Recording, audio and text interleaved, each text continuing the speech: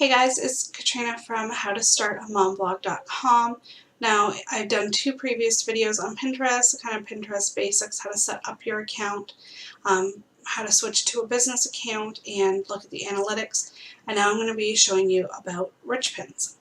So here we're on the appetizer and snack recipe and idea board for our family, Thinking Outside the Sandbox family board. So if you see here, see all these pins at the bottom, how they all have a little description and what website they're from. Now, if you look at this one here that we did, Salt and Vinegar Wheat Crunch, you can see that there's a little icon. That is our profile icon person. You can see up there. And like these guys have like a pin 1 or G. These are your favicons, I believe. And then some of them don't. So if you click on this, at the bottom of the pin, you can see it's a recipe, and it tells you a little bit about the recipe here, and it gives you a little bit more information. Now if we go back, this one here, I pinned it, but you can see there's no favicon or anything. It doesn't give you the recipe. This is not a rich pin. And the Salt and Vinegar Wheat Crunch recipe, this is a rich pin. Rich pins you always want to use, like 100%. If you can get it, and you can make it work, and you've got your website and that sort of thing, you want to make your pins rich pins. And the reason why I say that is because it's better. It makes, like, see how much more, like even just a little bit more on my pin, even though it's smaller than this one, is taking up just a little bit more space. And also Pinterest tells you that they're more likely to show pins with rich pins. Hello, that alone should be enough that makes you want them. And also that people are more likely to pin them because it looks more of authority. So for example, if you look at these ones, just tells you the website name, but you can see here we verified and everything, we have the rich pin. So it just gives you a little extra something, right? So again, Pinterest for business, the help desk is really good. Oh, I hear my daughter coming up the stairs, so she might come in soon. So it just shows you all the different types of rich pins that you can get. If you sell products, you want products pins. Oh, she's coming in, just 1 second. And then there's article pins, place pins, pins. Oh, 1 second, Aaliyah. And then you can go movie pins as well. So how do we get rich pins? We want to get started. So first off, we need to decide which type of rich pin you want. For family, we wanted recipe ones. And I'm just going to need to pause for just 1 second. Okay, I'm back, and my daughter is still here, but she is now coloring, so it should be okay to continue. So through here, they can tell you how to set up. Okay, I'm paused again. This is, and this is how it goes when you are a work-at-home mom, right? And your office is your home office, and you do work at all hours, and your daughter's home, and excited to see you and that sort of thing. So, reality right here. Okay, so if we don't want rich pins, you can do that as well. There's a type for that. I don't know why you wouldn't want one. So what you do is you figure out which one you want. So let's go recipe pin. If you have a family type blog that you do food with, that's probably what you're going to want as well. And all of this stuff comes up, and it looks absolutely ridiculous. Schema.org tags and everything. But let me tell you, if you use a recipe plugin that has schema.org tags, most of the most popular ones do, like ZipList, Easy Recipes, that sort of thing. Do not even worry about this. When you need to worry about this, it's if you don't use any plugins at all and you want rich pins. So for example, what you would copy this whole thing into your blog post in the text editor, and then you would go, instead of site name, you go like Thinking Outside the Sandbox, content, family.thinkingoutsidethesandbox.ca. You're telling it here it's a recipe. Then you would say whatever the name is, ice cream, your description, and you'd fill all this out by hand. Your recipe plugins do this for you. So once you have those recipe plugins with the schema tabs, or you've manually done that yourself, which you can just copy and paste, follow directions. It's pretty simple. It's time consuming, but it's simple. Before I knew that you could do it with plugins, I did them myself by hand. So it's definitely doable, but don't spend that time. So what we do is we enter a valid URL below. So let's go back here to our family page. Let's take one of our recipes. Make sure this has the printable recipe card, and it does. I love this one. This one is, I think it's Yum Print. I'm not really 100% sure, but you can make all the colors and everything match what you want it to do. So it's my favorite. It's the prettiest, but let's go validate. Look at, congratulations, your rich pins are approved and on Pinterest.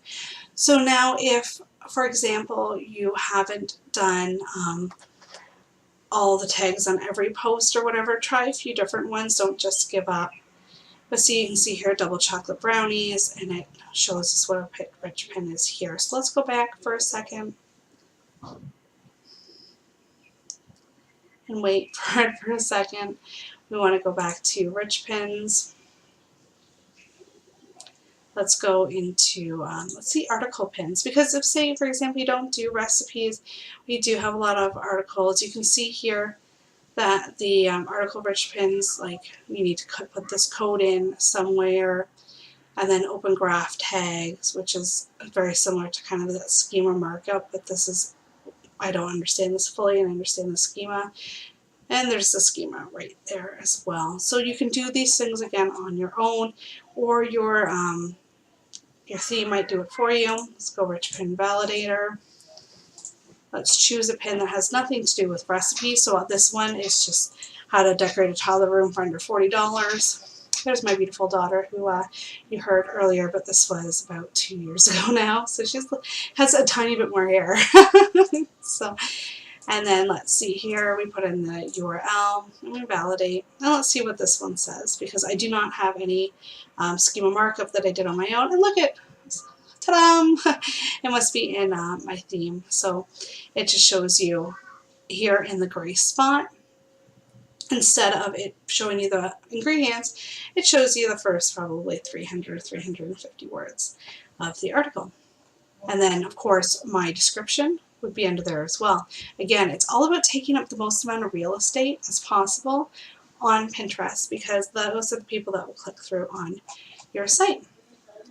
So there we go. So we don't have authors set up. It didn't tell the author one, so that one is giving me a little bit of a warning, but I'm okay with that. The website is not just done by me, it's myself, Kat, and of course we have our amazing contributors, so I want to make sure that whatever they write, I happen to write this article, but whatever they write they get full credit for. So for myself, I would never put an author tag on the site saying that Katrina Tom is the author of Thinking Outside the Sandbox, because that's not true. For your site, though, if you are the only author, or you might have guest posters every once in a while, but overall you are the only author, then you can definitely put an author tag in your schema markup. And if you ever come wondering anything about schema, schema.org.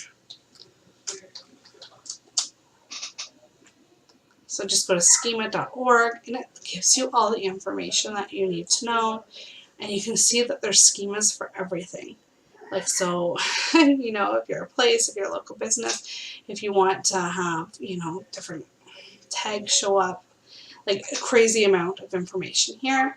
But again, you generally don't need to know that.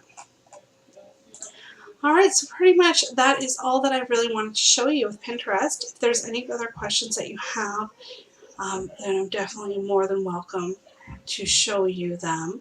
Again, Pinterest is a search engine. If you search anything you want in here, I always go with just the ice cream.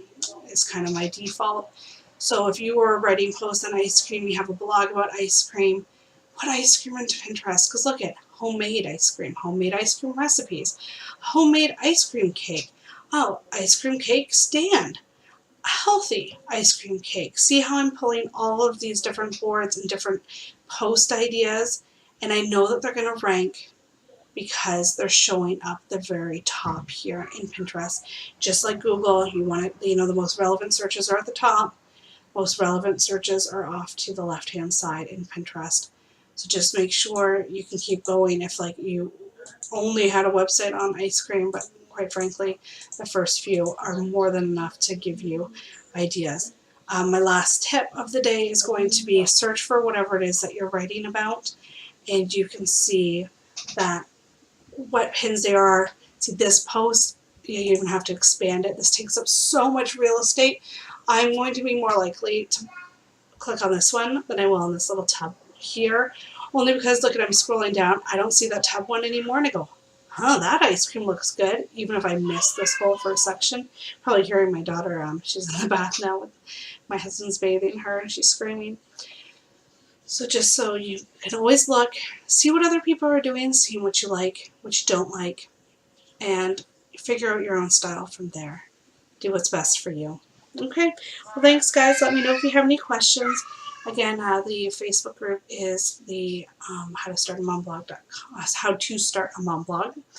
or in our book is How to Start a Mom Blog, and you can get it from Amazon or on howtostartamomblog.com. Thanks guys so much.